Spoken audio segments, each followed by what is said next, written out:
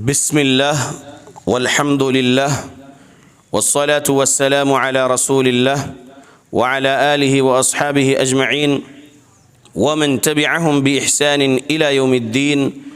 أما بعد، فإن خير الحديث كتاب الله وخير الهدي هدي محمد صلى الله عليه وسلم وشر الأمور محدثاتها وكل محدثة بدعة وكل بدعة ضلالة وكل ضلالة في النار. أعوذ بالله السميع العليم من الشيطان الرجيم من همزه ونفخه ونفثه. بسم الله الرحمن الرحيم. إن الله لا يغير ما بقوم حتى يغيروا ما بأنفسهم. رب اشرح لي صدري ويسر لي أمري واحلل عقدة من لساني يفقه قولي. سبحانك لا علم لنا إلا ما علمتنا إنك أنت العليم الحكيم. إن العزة لله جميعا هو السميع العليم. تمام قسم کی تعریفوں کا حقدار صرف اور صرف اللہ وحدہ لا شریک ہے. میں تعریف کرتا ہوں اس اللہ کی جس نے ساری کائنات کو 6 ایام میں بنا کر اپنے آپ کو عرش پہ مستوی کیا، اور اس اللہ کا عرش 7 آسمانوں کے اوپر ہے.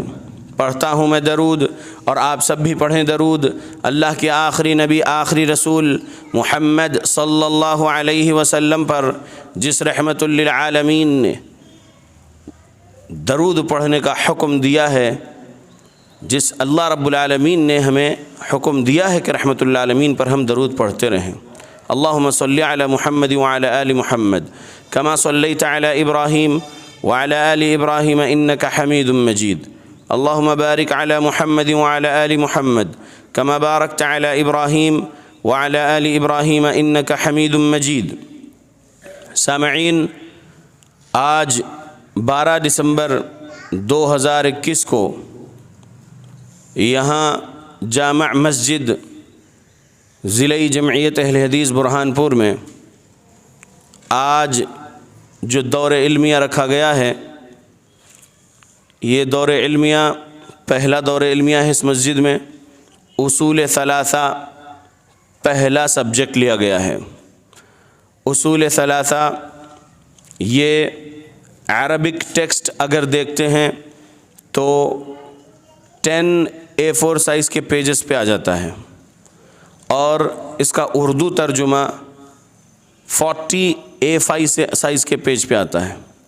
تو یہ سمجھ کے چلیے کہ ابھی آپ لوگ A5 سائز پیپر کے 40 پیجز پڑھیں گے انشاءاللہ.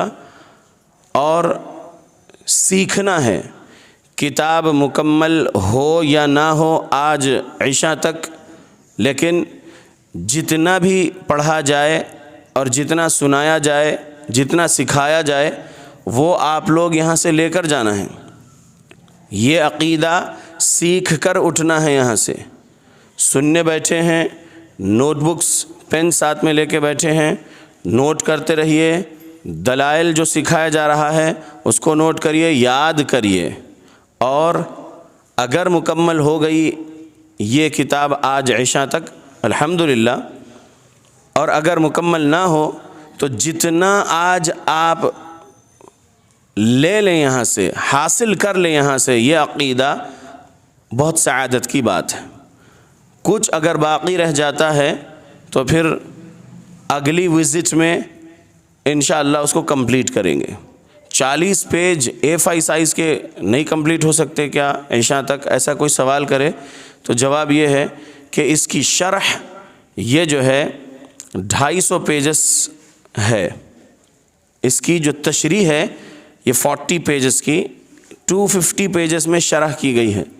تو جب میں پڑھاؤں گا، سکھاؤں گا، سمجھاؤں گا ایک ایک دلیل کو، تو ہو سکتا ہے کہ میں جو کچھ بھی یاد کیا ہوا ہوں اس کی شرح کی کتاب سے وہ بھی سنانے لگ جاؤں. تو ہو سکتا ہے کہ جو اصل ٹیکسٹ ہے، اصل عربی ٹیکسٹ یا اصل اردو ترجمہ جو 40 پیج کا ہے وہ کمپلیٹ نہ کر سکوں شرح کرنے کی وجہ سے، ہو سکتا ہے.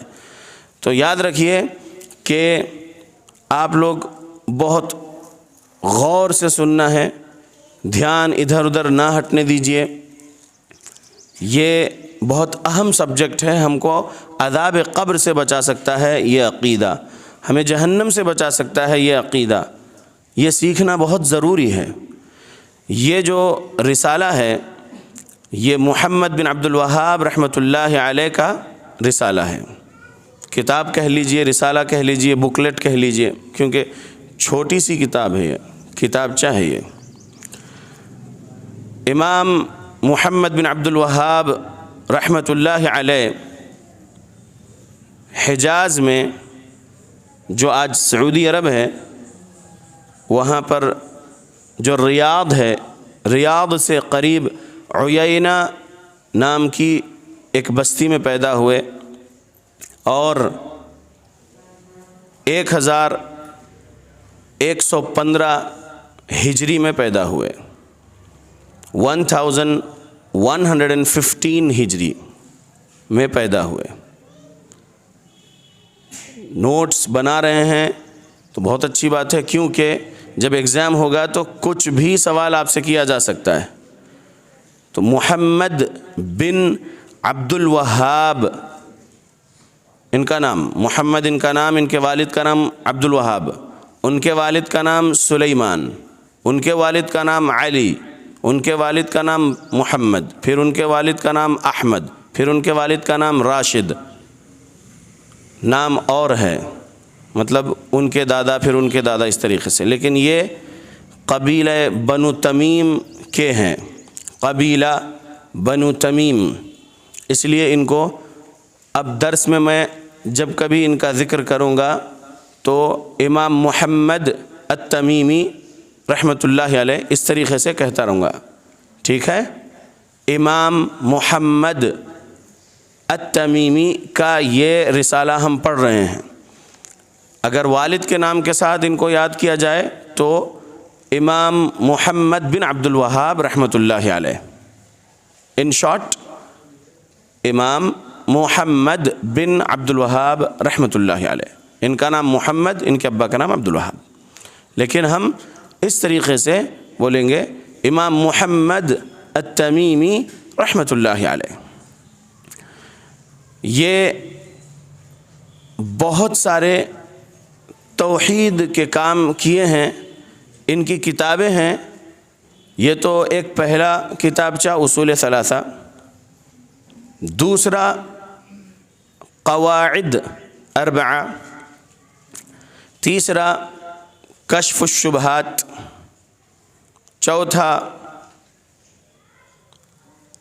الکبائر، پانچواں کتاب التوحید، چھٹواں مختصر زاد المعاد، اور بھی ان کے کتابیں ہیں.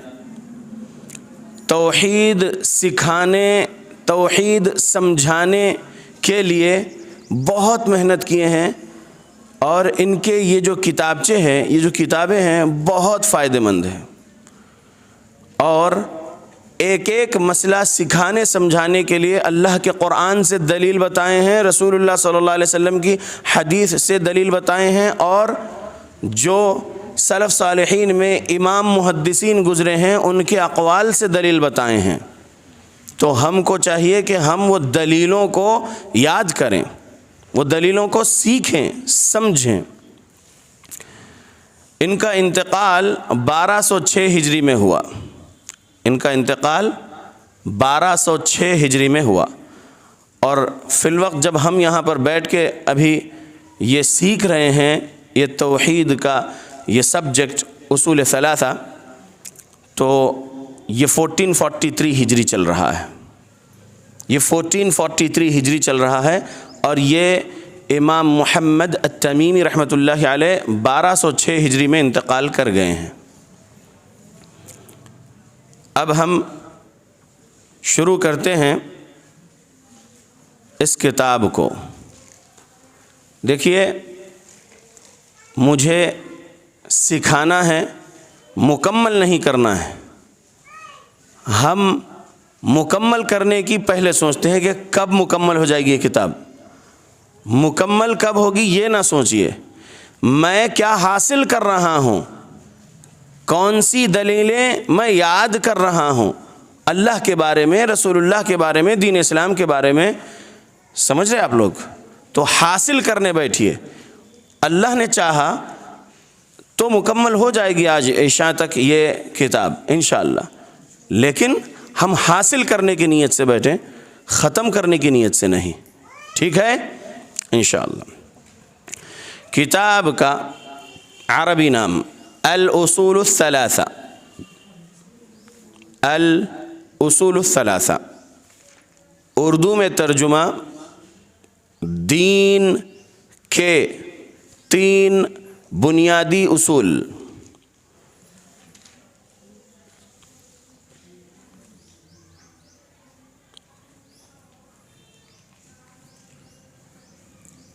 بسم اللہ الرحمن الرحیم. لکھتے ہیں امام صاحب، اعلم رحمک اللہ انہ یجب علینا تعلم 4 مسائل. غور سے سنیے. بسم اللہ الرحمن الرحیم کے بعد لکھتے ہیں اللہ تعالیٰ آپ پر رحمت نازل کرے. یہ بات اچھی طرح ذہن نشین کر لیجئے کہ ہم پر درج ذیل 4 مسائل کا علم حاصل کرنا واجب ہے. اس کتاب میں پہلے 4 مسائل سکھائے گئے ہیں، اس کے بعد 3 مسائل سکھائے گئے ہیں، اس کے بعد 3 اصول. تو تمہید کے طور پر پہلے 4 مسائل، اس کے بعد پھر 3 مسائل، اس کے بعد اصول ثلاثہ یعنی 3 اصول، دین کے 3 بنیادی اصول. تو ابھی دین کے 3 بنیادی اصول یہ کتاب کا نام ہے. ابھی پہلا اصول نہیں بتا رہا ہوں. پہلے اس کتاب میں امام صاحب نے 4 مسائل کا ذکر کیے ہیں دلیلوں کے ساتھ. وہ 4 مسائل پہلے سیکھیے. وہ 4 مسائل کے بعد پھر 3 مسائل ہیں، اس کے بعد پھر دین کے 3 بنیادی اصول ہیں. ٹھیک ہے؟ دین کے 3 بنیادی اصول، اس سے پہلے یہ مسائل سیکھ لیجئے. پہلا مسئلہ علم کا حاصل کرنا. پہلا مسئلہ علم کا حاصل کرنا. لکھتے ہیں العلم هو معرفة الله ومعرفة نبيه ومعرفة دين الإسلام بالأدلة.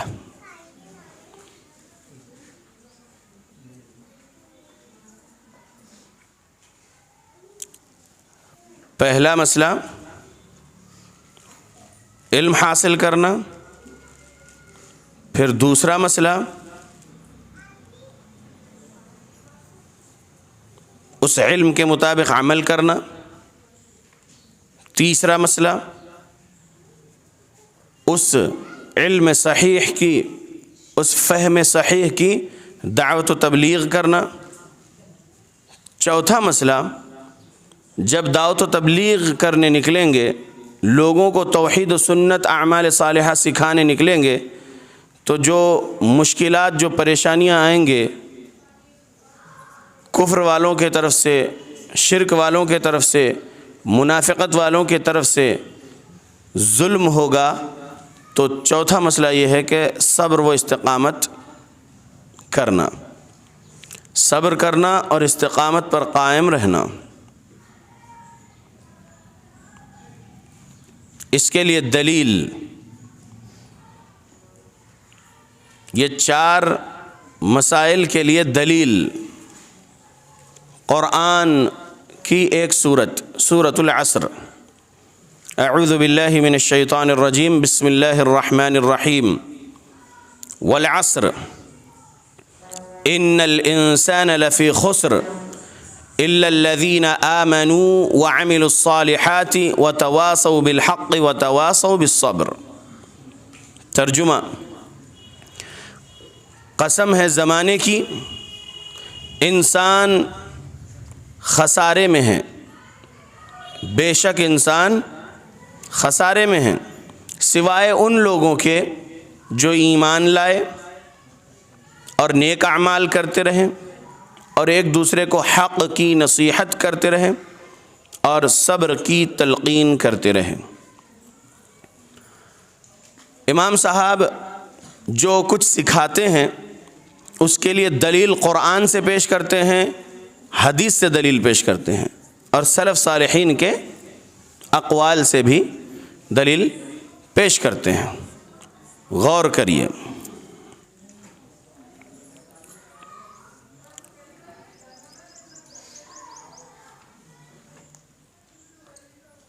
چار مسائل میں پہلا مسئلہ ریپیٹ کر رہا ہوں، العلم، علم کا حاصل کرنا۔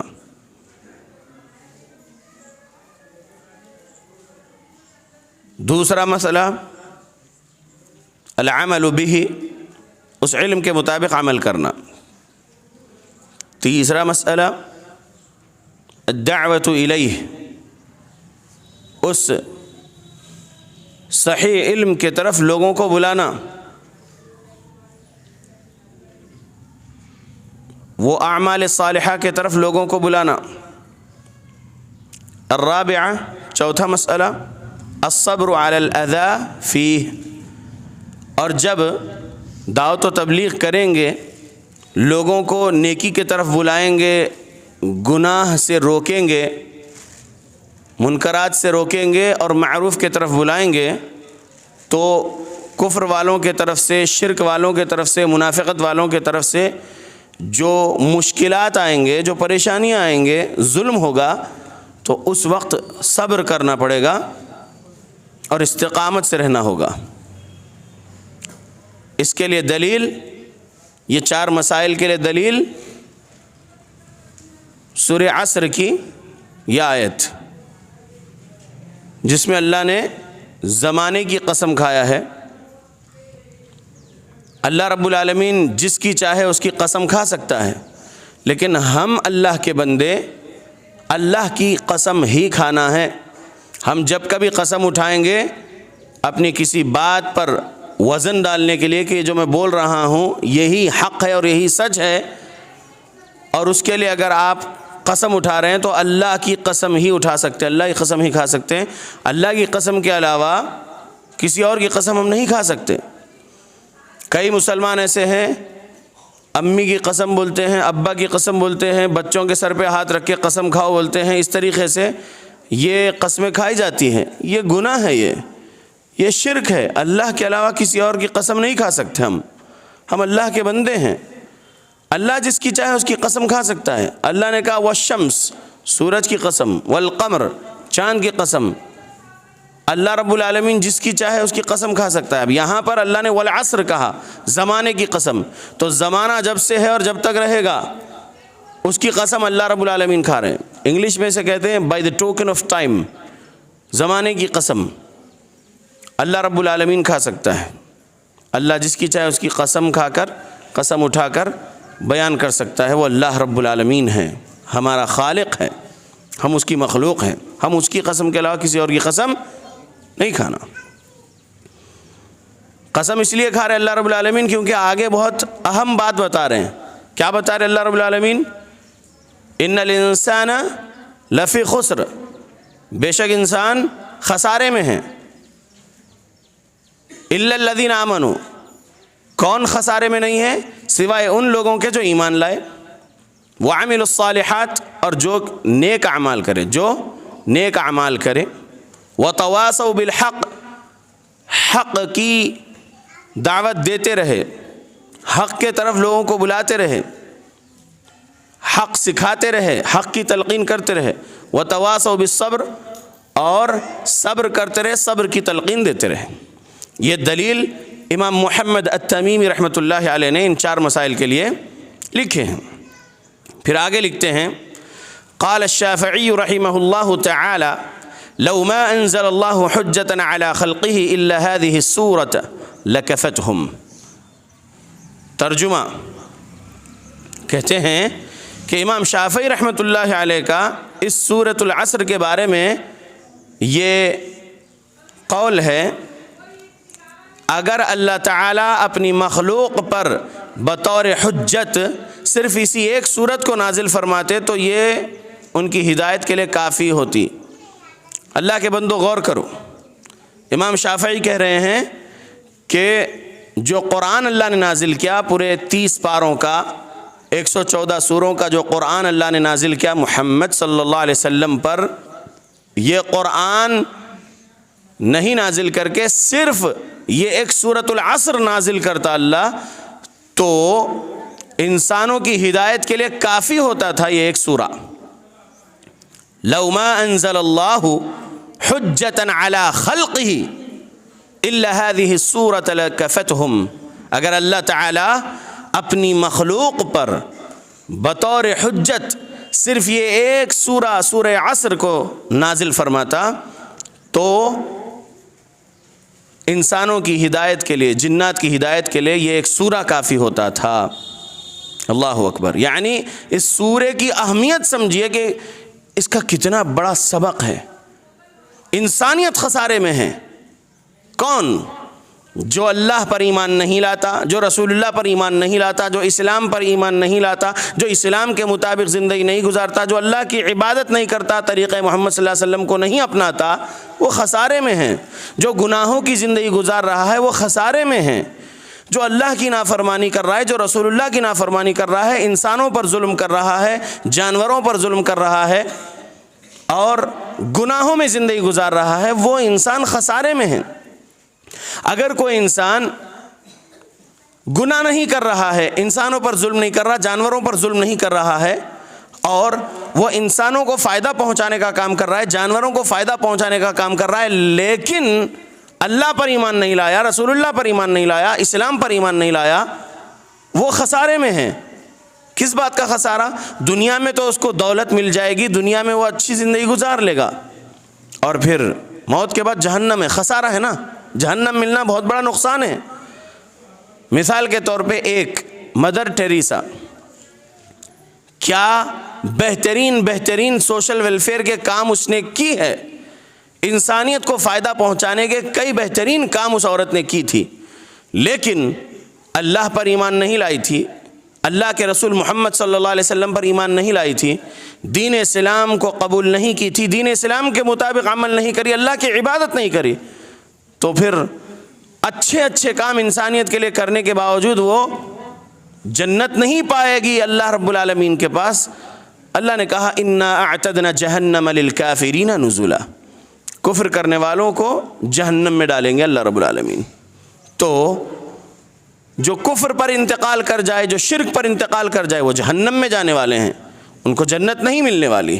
تو اللہ کے بندو، خسارے کی بات سمجھ لو کہ انسانیت خسارے میں سوائے ان کے جو ایمان لائے، الا الذین آمنوا، جو ایمان لائے، وعملوا الصالحات، جو نیک اعمال کرے، وتواصوا بالحق، اور حق کی دعوت و تبلیغ کرتے رہے، حق کی تلقین کرے، وتواصوا بالصبر، اور مصیبت کے وقت کیسی بھی شکل میں مصیبت آئی ہوئی ہو اس وقت صبر کرے اور اپنے ساتھی لوگوں کو بھی صبر کی تلقین کرتے رہے، یہ لوگ خسارے میں نہیں رہیں گے، یہ لوگ جنت پائیں گے انشاءاللہ۔ تو یہ 4 مسئلے سمجھ میں آ گئے سورہ عصر سے، علم، عمل صالح، دعوت و تبلیغ اور صبر و استقامت، 4 مسائل سمجھ میں آ گئے جی۔ اللہ کے بندو،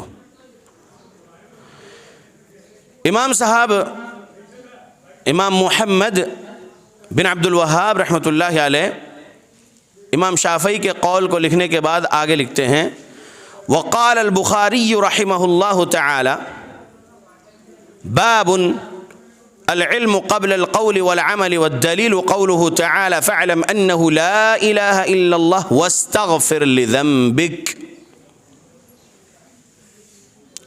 غور کریے ان باتوں کے ترجمے پر۔ امام بخاری رحمۃ اللہ علیہ نے صحیح بخاری میں ایک باب قائم کیے ہیں اور یہ کتاب العلم میں یہ باب ہیں، صحیح بخاری کے کتاب العلم میں یہ باب ہے. باب یعنی چیپٹر، باب یعنی چیپٹر. ایک ہوتا ہے سبجیکٹ، سبجیکٹ ہے علم، اس میں ایک چیپٹر. باب العلم قبل القول والعمل لقوله تعالی. ترجمہ اس کا، قول و عمل سے قبل حصول علم کا بیان، اور اس کی دلیل اللہ تعالیٰ کا یہ ارشاد ہے، فَاعْلَمْ أَنَّهُ لَا إِلَهَ إِلَّا اللَّهُ وَاسْتَغْفِرْ لِذَنبِكَ. اب یہ باب کو ذرا سمجھ لیجئے، یہ باب کو ذرا سمجھ لیجئے. صحیح بخاری میں پہلے نمبر پہ جو کتاب لکھے ہیں وہ ہے کتاب بدء الوحی، وحی کا بیان. دوسرے نمبر پہ ہے کتاب الایمان. تیسرے نمبر پہ ہے کتاب العلم. اس کے بعد ہے کتاب الطہارہ. اس کے بعد ہے کتاب الصلاۃ. غور کریے امام بخاری رحمۃ اللہ علیہ کی اس صحیح بخاری کی اس ترتیب پر، اور امام بخاری کا فہم سمجھیے، امام بخاری کی سمجھ کو آپ سمجھیے. محمد رسول اللہ صلی اللہ علیہ وسلم رسول اور نبی بنائے جانے سے پہلے شرک کفر سے بچے ہوئے تھے. اللہ بچایا تھا ہر نبی کو شرک و کفر سے ان کی زندگی میں. نبوت اور رسالت دینے سے پہلے بھی اللہ نے اپنے انبیاء، اپنے رسولوں کو بچایا ہے کفر و شرک سے، گناہوں سے. ہمارے نبی محمد رسول اللہ صلی اللہ علیہ وسلم کو نبوت و رسالت 40 سال کی عمر مکمل ہونے کے بعد عطا کیا اللہ نے. تو نبی کو کیسے معلوم ہوا کہ آپ نبی اور رسول ہیں؟ وحی کے ذریعے سے معلوم ہوا. کس ذریعے سے معلوم ہوا؟